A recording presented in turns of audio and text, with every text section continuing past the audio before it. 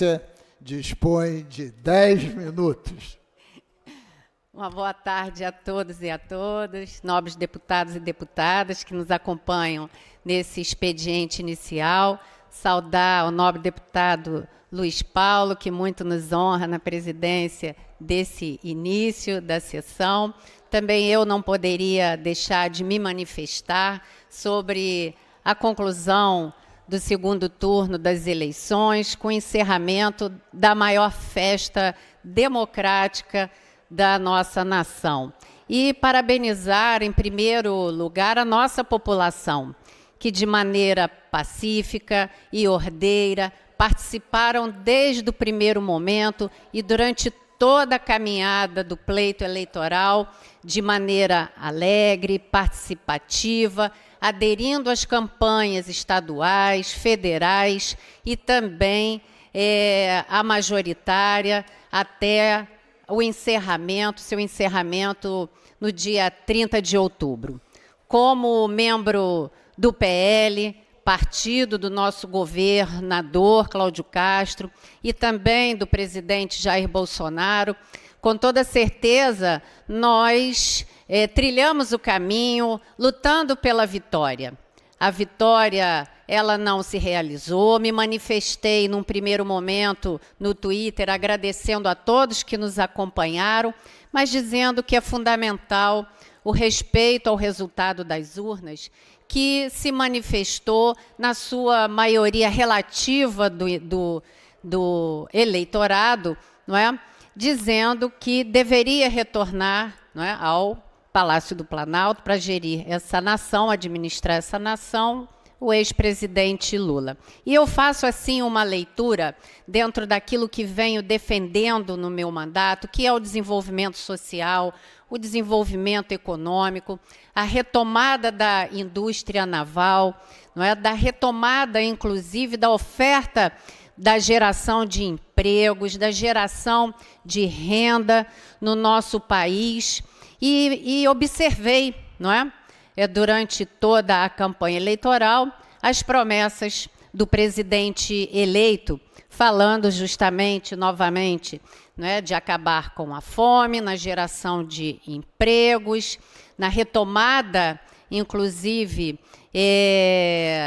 da indústria de óleo e gás, aqui no estado do Rio de Janeiro, e fico muitas das vezes, não é, dentro dessas falas, refletindo sobre coisas que se passaram e que aconteceram e são fatos relatados, inclusive pela imprensa, durante a gestão do ex-presidente, agora novamente eleito, Lula, né, e da sua sucessora, a Dilma. E recentemente, inclusive, em matéria na revista Veja, e eu digo recente porque é desse ano, de 2022, justamente essa matéria fala do complexo de óleo e gás, conhecido como Comperj, lá no município de Itaboraí. E fala da má gestão, da corrupção e o prejuízo de 47 bilhões de reais, não é? Justamente no período da gestão do presidente eleito, que vai assumir em janeiro de 2023. E a gente fica aqui imaginando se outra história será novamente escrita ou se a que se passou irá se repetir, com várias matérias jornalísticas, dando notícias à população brasileira e fluminense de corrupção. E, às vezes, a gente escuta e respeita a fala dos colegas aqui parlamentares a dizer que o presidente Bolsonaro é negacionista, é genocida. Mas quem será, de fato, o verdadeiro genocida, senão aqueles que desviam de dinheiro público para o seu próprio bolso e para o bolso dos seus amigos? E a gente aqui está falando apenas do Comperj, mas nós podemos também lembrar de matérias que falam do Porto do Açu, não é, através de denúncias que foram feitas pelo Ministério Público Federal, a dizer que o Eike Batista, não é, proporcionou, não é, propina àqueles que estavam na gestão durante a administração do PT, a questão da própria derrocada da indústria naval, e eu fico pensando muito nesses trabalhadores metalúrgicos que, inclusive, desde que iniciei o meu mandato, eu venho lutando pela retomada dessa indústria tão importante para o nosso estado do Rio de Janeiro, porque são trabalhadores competentes, não é, que merecem todo um olhar especial da nossa parte, não é, para a retomada dessa economia, que, inclusive, é uma das atividades econômicas elencadas na lei estadual que fala do incentivo à política da economia do mar, não é? De minha autoria, também assinada como coautor o nobre deputado Luiz Paulo, que nós vamos estar participando de um seminário juntos, internacional, para debater a respeito da economia do mar, dos seus desafios e dos seus avanços. Então, eu respeito pacificamente, né, o resultado das urnas e fico muito feliz pela democracia. E aqui estão sendo tecidas críticas também em relação à manifestação popular com relação à sua indignação no resultado das urnas. Ora, se nós vivemos numa democracia, nós também temos que respeitar as manifestações, não é, contrárias, desde que elas sejam pacíficas, desde que elas não tragam também prejuízos, não é, à população, à ordem, não é, a ordem pública de um modo geral. Então, se há democracia, há respeito aos que estão felizes, mas também há que se ter respeito àqueles que ainda não se conformaram. E, com toda certeza, o presidente Bolsonaro, a seu tempo, irá fazer um pronunciamento à nação, entendendo que ele se constituiu e há de continuar de ser uma grande liderança no país, porque a Câmara Federal ela será composta a partir de janeiro da grande maioria da base de apoio, não é, do presidente, não é, Jair Bolsonaro, assim como o Senado Federal, assim como a própria Assembleia Legislativa aqui no estado do Rio de Janeiro.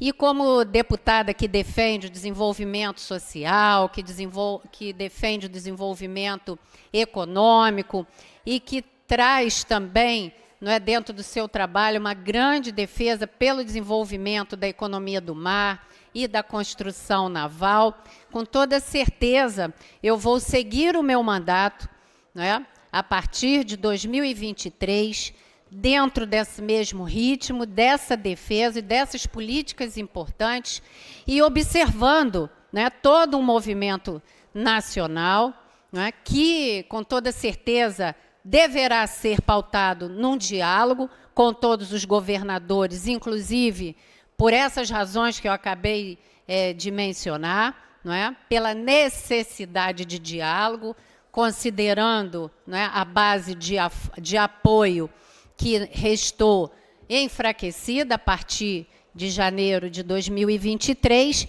e vamos seguir fiscalizando, sim, essas ações que são necessárias para a geração de emprego, geração de renda, o combate à fome, o desenvolvimento social e a retomada, não é, efetiva do desenvolvimento da indústria naval e da implantação de políticas públicas verdadeiras e necessárias para a nossa população.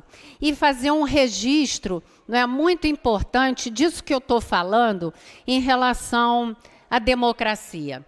No dia 30 de outubro, que foi o dia da eleição, eu estava no meu município, em Angra dos Reis, e nas ruas, conversando, né, ali com um grupo de pessoas, se aproximou de mim um senhor, inclusive, né, com um adesivo do Lula, e veio me dar um abraço para me parabenizar pela minha vitória e dizer, não é, deputada, eu queria aqui, não é, dar um abraço pela sua vitória, dizer que eu não voto né, no Bolsonaro, eu voto no Lula, mas votei na senhora.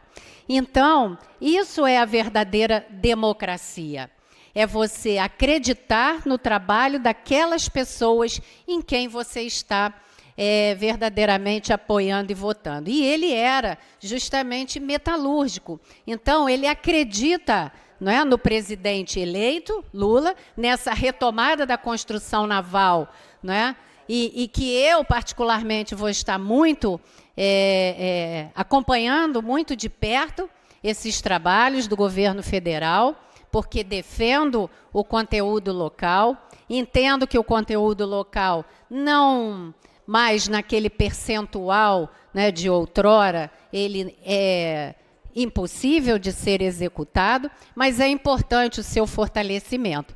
Então, eu acho que agora o resultado das urnas está aí, não é? Foi apertada a vitória, mas como boa competidora que sou, que já fui, inclusive, esportista, não é? O que me resta a fazer enquanto deputada é seguir fiscalizando as ações do nosso governador Cláudio Castro, do qual sou base de governo, mas também do presidente eleito, para que as suas falas durante toda a campanha não passem apenas como discursos, e como também histórias como essa, mencionadas aqui, que eu trouxe à baila, não é, de matérias jornalísticas que falam de corrupção dentro da retomada da indústria naval, que afunda a indústria naval, não é?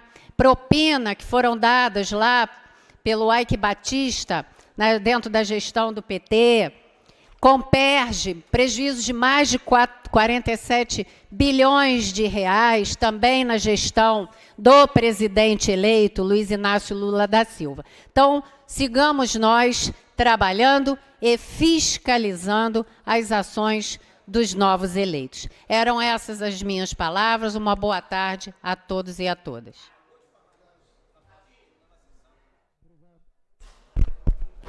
Obrigado, senhora deputada. Em não havendo mais oradores inscritos, retornamos